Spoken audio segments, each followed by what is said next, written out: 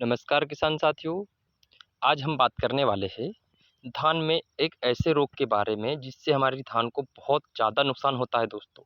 जी हाँ, आपने सही सुना है कि बहुत ही ज़्यादा नुकसान होता है। होता क्या है दोस्तों, चलिए हम सबसे पहले रोग की बात करने वाले हैं। ये आपने धान की बाली जो है देखी होगी आप, क्योंकि सभी लोग किसान हैं तो धान की बाली को जानते ही होंगे। दोस्तों, जब आप खेत घूमने के लिए जाते हैं तो इस पे ध्यान दीजिएगा। जो अभी एक रोग नया चल रहा है कि इस तरह के इतने इतने लंबे लोम, ये जिसको बोलते हैं बाली टूटकर अपने आप ज़मीन में गिर जाती है। अपने आप ज़मीन में गिर जाती है दोस्तों। अगर इतने दाने एक एक बाली से अगर गिरेंगे तो दोस्तों हमारी धान की पैदावार सीधी आधी हो जाएगी।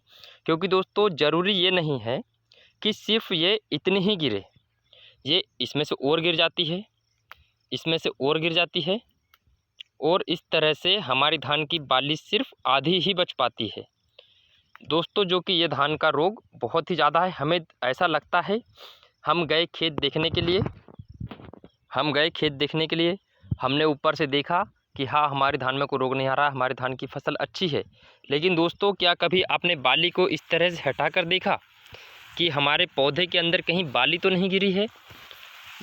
दोस्तों, अगर नहीं देखा होगा अभी तक के तो खेत जाए, विजिट करे, खेत को घूमे अच्छे से, और धान के थोड़ी अंदर घुस के या किनारों पे कहीं पे भी आप खड़े होकर आपको चेक करना है कि आपकी धान की बाली तो नहीं गिर रही इस तरह से कट कर, और कहीं ऐसा तो नहीं है कि कोई रस चूसक कीट वगैरह भी लगा है, या फिर हल्दी वाला रोग जिसको बोलते हैं ब्लास्ट रोग, इस तरह का रोग भी आ जाए। क्योंकि अभी तो आप लेट हो चुके हैं, बारिश भाग चुकी है।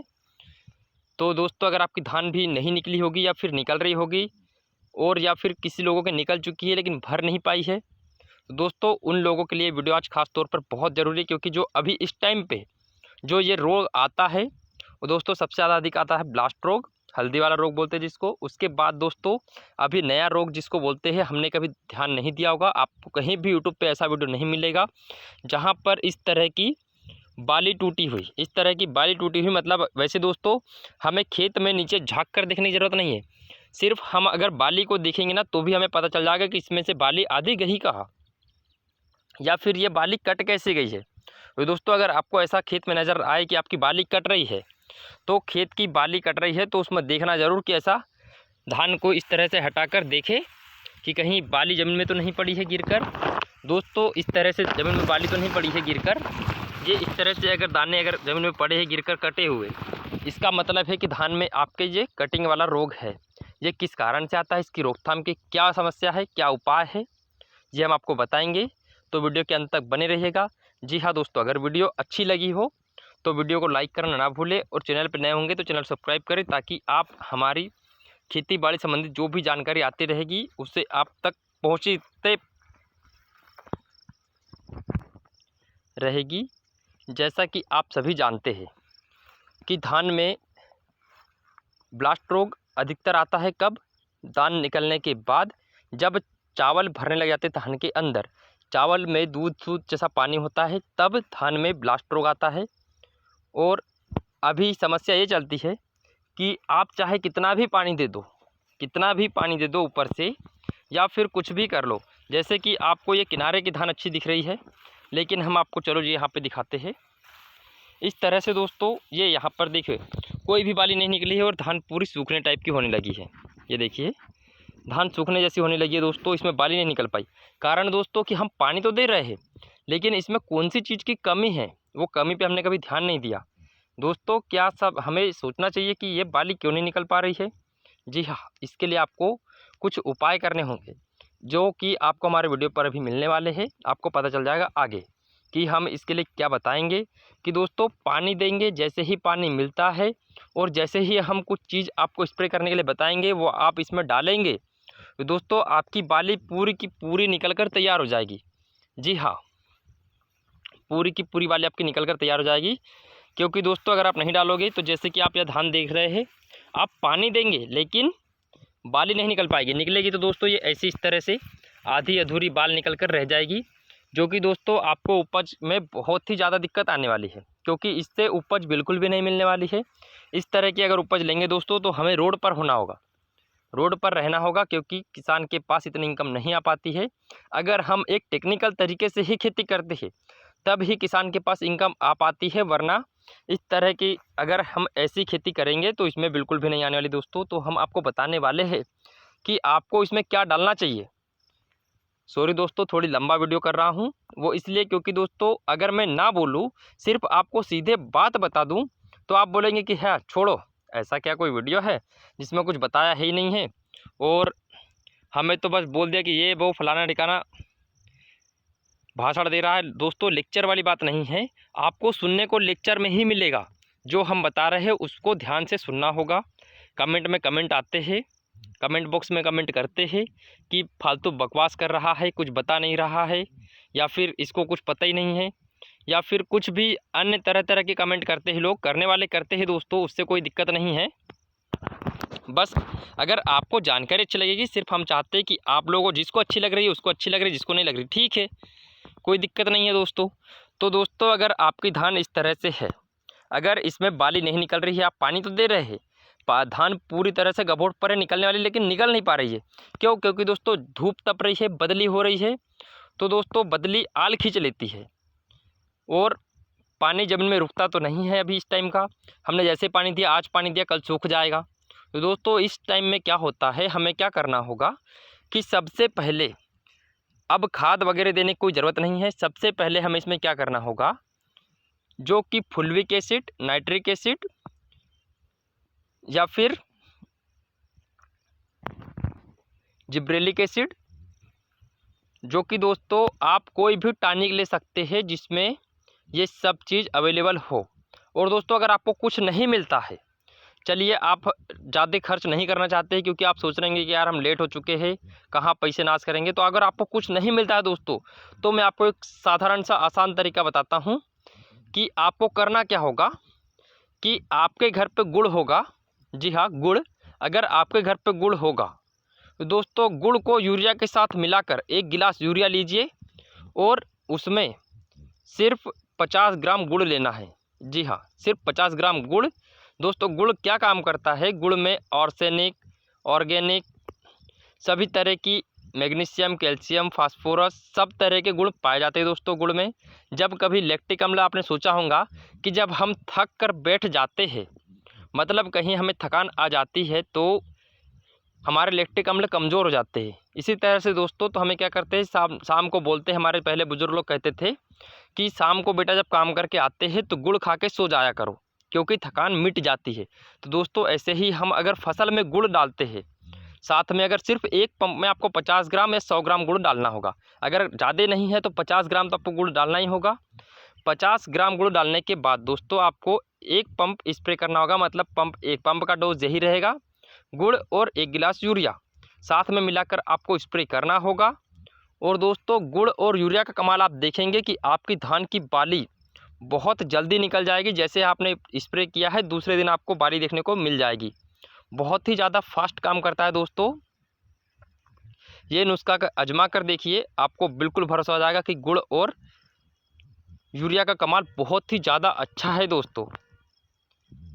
ठीक है दोस्तों, ये सिर्फ हो गया हमारा बाली निकालने के लिए। अब दोस्तों बात करते हैं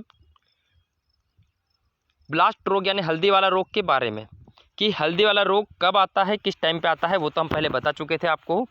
दोस्तों हल्दी वाला रोग अगर आता है आपकी धान में, तो आपको क्या करना होगा, एक वो लेके आना पड़ेगा, क्या, फंगीसाइड दोस्तों, जिसमें कंटेंट पे विशेष ध्यान देना है, जिसमें दोस्तों टेबुकोनाजोल की कंटेंट हो, और वो कंटेंट आपको कोई भी दुकान पे मिल जाएगा आसानी से। मैं अगर बताना चाहूँ आपको तो हल्ला बोल एक ऐसी दवाई होती है जिसमें ये टेबुकोनाजोल कंटेंट होता है 18.3%।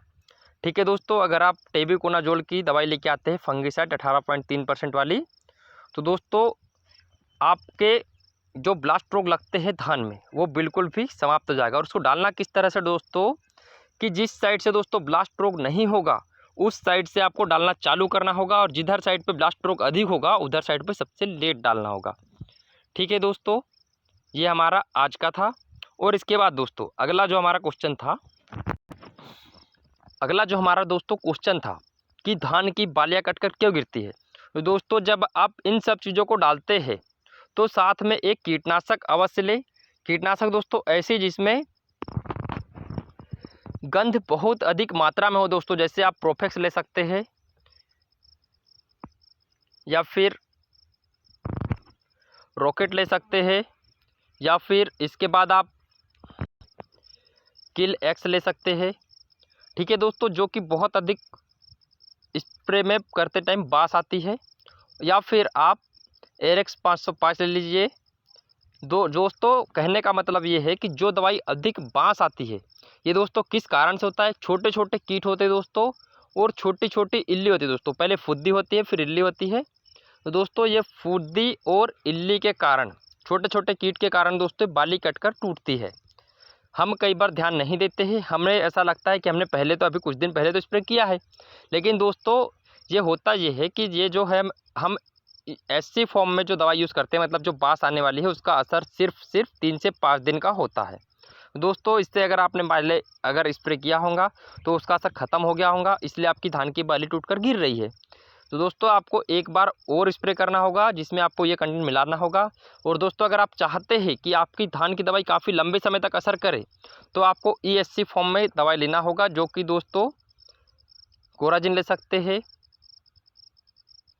रेपिजन ले सकते हैं, या फिर मार्केट में आपको जो भी दवाई मिलती है जो कि जिसका रिजल्ट 18 से 25 दिन का होता हो, ग्वा ले सकते हैं। ठीक है दोस्तों, आपको जो दवाई उचित लगे, आपके पास जो अवेलेबल आपके पास आसानी से हो सके, इनके साथ मिलाकर आप स्प्रे कर सकते हैं। दोस्तों आपकी स्वाभाविक सी बात है कि आपकी धान की बाली टूटकर गिरना बंद हो जाएगा, और दोस्तों आपकी धान काफ़ी अच्छी हो जाएगी। और दोस्तों जो हमने बताया है आज, इन सब चीज़ों के बारे में विशेष तौर पर ध्यान दीजिएगा।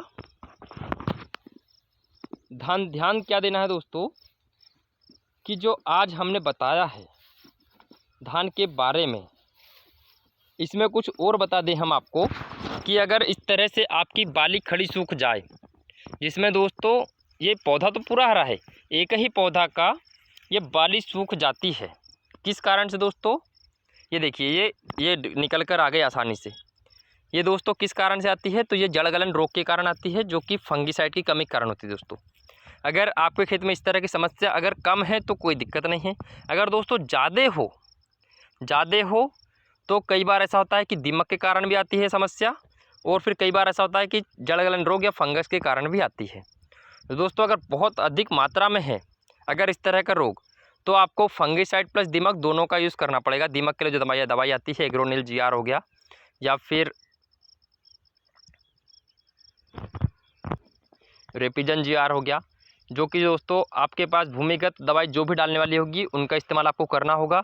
साथ में अगर आपकी फसल अगर अच्छी ग्रोथ नहीं कर रही होगी तो आपको स्टेलर, फास्टर, इन तरह की दवाइयों का यूज़ करना होगा दोस्तों।